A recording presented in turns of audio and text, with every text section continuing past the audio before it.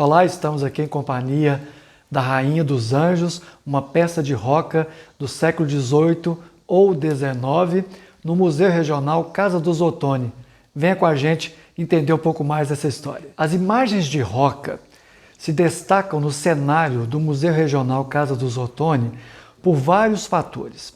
Primeiro, pela técnica construtiva, pela tecnologia de armação da peça. Nós temos, por exemplo, segundo relatos mais recentes, que as peças podiam vir de várias partes do Brasil, inclusive de Portugal, e eram montadas na antiga Vila do Príncipe. De que maneira? Nós temos aqui a encarnação do braço, do rosto e do pé. Essas eram as partes que apareciam. No século XVIII, é muito comum nós evidenciarmos a seguinte realidade. O barroco, ele era a teatralização da vida espiritual. Era tudo muito exagerado. Esse exagero passava também pelas formas de organizar as procissões. Nós tínhamos o cortejo do estandarte arvorado, que saía do Senado da Câmara, ia para a matriz com os oficiais do Senado da Câmara, os homens bons da vila, que já era por si só um grande ritual e uma grande teatralização da vida política do lugar. Além disso, essa teatralização da vida barroca, do jeito barroco serrano de ser, dessa forma de expressar a sua religiosidade, é exatamente nesse sentido. Muito exagero na expressão, mas quando você tira a roupa da peça, você de fato revela o que está por trás de tudo aquilo. É nesse sentido que a afetação, o exagero, a mímica da vida real passa exatamente pelas celebrações, seja das procissões, o império, a festa do Rosário e aí por diante. Muita teatralização. Não é o sentido negativo do teatro, mas o sentido que é preciso colocar para fora sentimentos que estão se passando dentro da alma do devoto ou da devota.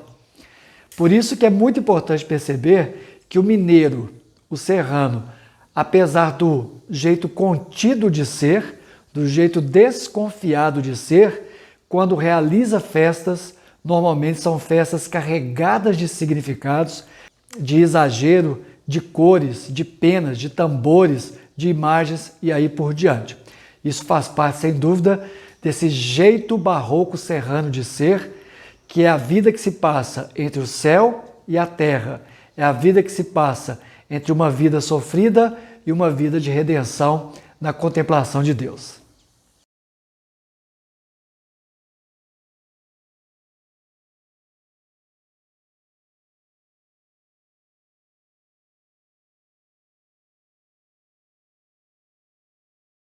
Uma das mais cruéis realidades vividas na Vila do Príncipe do século XVIII e do século XIX era a chamada carestia. É um termo bastante antigo, muito usado em documentos do Senado da Câmara, que levava as pessoas à pobreza, à mendicância, ao fracasso total enquanto ser humano. Por isso era muito comum incentivar a caridade. Não por acaso aparece uma imagem de roca chamada O Pobre. O pobre pode ser qualquer pessoa destituída do necessário para sobreviver no século XVIII ou no século XIX. E nesse caso aqui, está bem clara a figura desse pobre. Ele está trazendo uma matula na mão, referência talvez uma matula com alguns alimentos ou uma trouxinha de roupa, que é a única coisa que ele tem. A famosa expressão, ele não tem onde cair morto, vem exatamente nesse contexto. Um homem que está trajado de paletó, provavelmente mostrando o seu decréscimo social, então ele estava no patamar, vai para outro por causa da pobreza. E logo embaixo, os pés descalços e um prato com 2 talheres, uma colher e um garfo. Veja que interessante, isso aqui saía na procissão de cinzas, logo depois, finalizando o carnaval, começando a quaresma. É uma reflexão que se pretendia fazer sobre a caridade, que é uma das virtudes católicas cristãs mais importantes para se ganhar a salvação. E nesse caso também, provavelmente essa figura aqui aparece como retrato de alguém que era muito comum para a sociedade serrana tanto do século XVIII quanto do século XIX.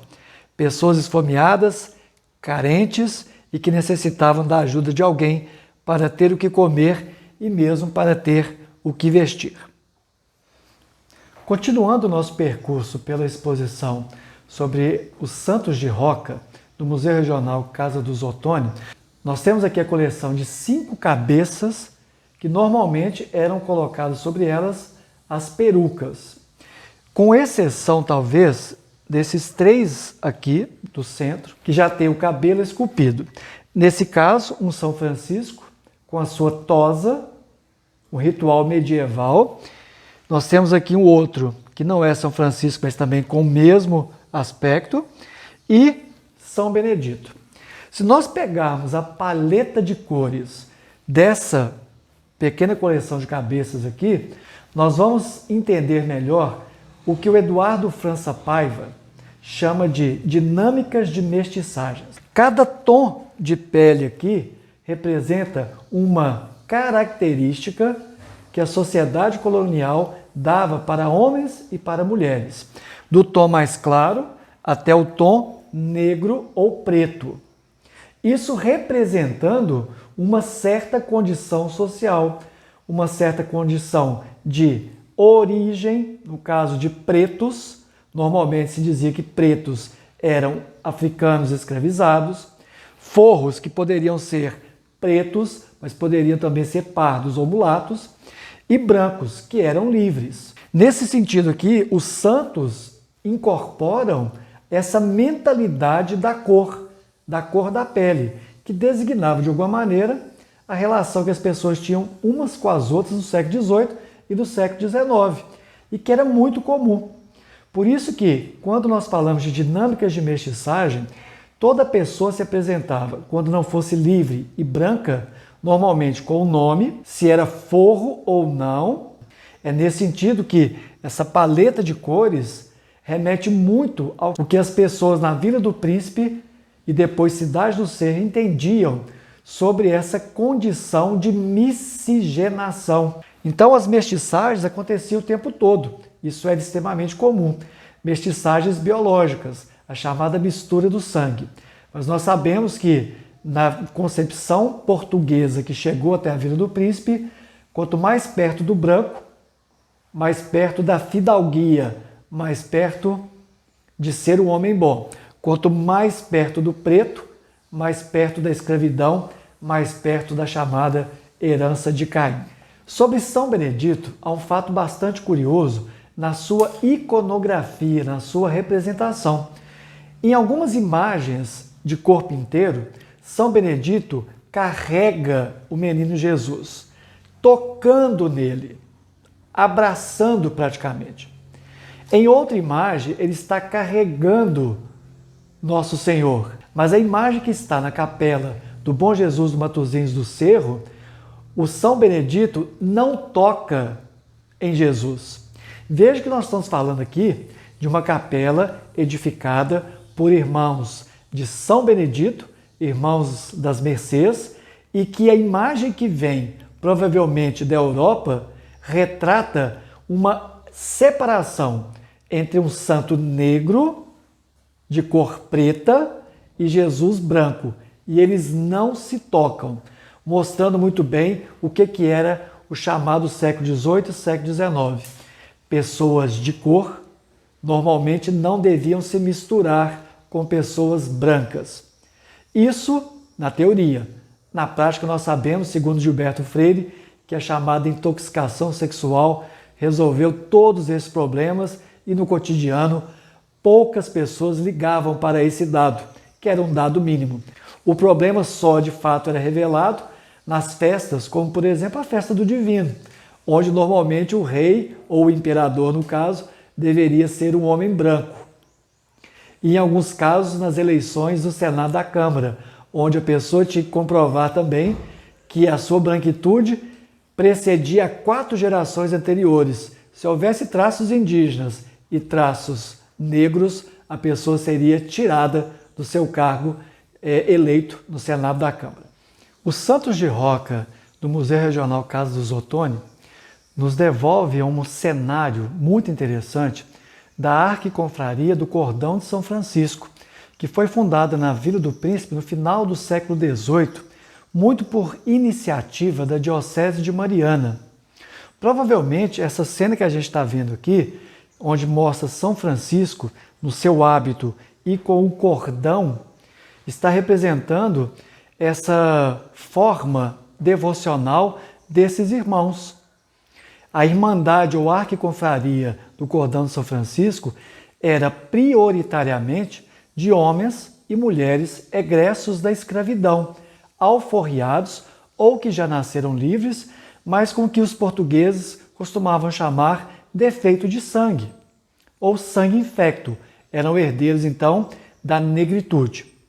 Nesse sentido, o Cordão de São Francisco é uma representação, ao final do século XVIII e durante todo o século XIX praticamente, da possibilidade da sociabilidade entre egressos da escravidão, alforriados ou aqueles que nasceram livres, mas que têm uma condição ligada ainda à escravidão, por causa da cor da pele.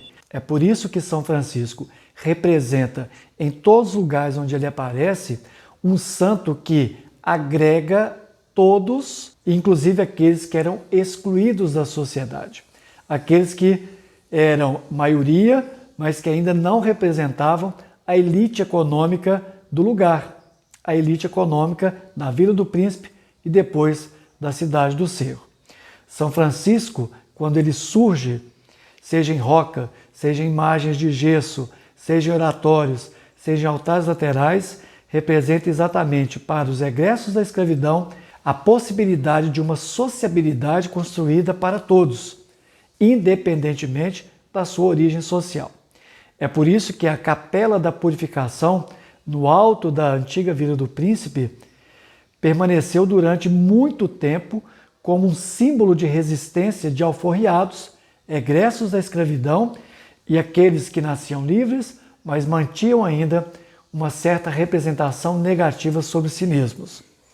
O gesto pedagógico colonial nos informa que a presença de um santo universal coloca todos no mesmo patamar de igualdade. Todos são iguais perante a Deus, mesmo que a sociedade seja diferente, desigual, desumana e provoque essa separação entre as raças, entre as cores e entre as pessoas.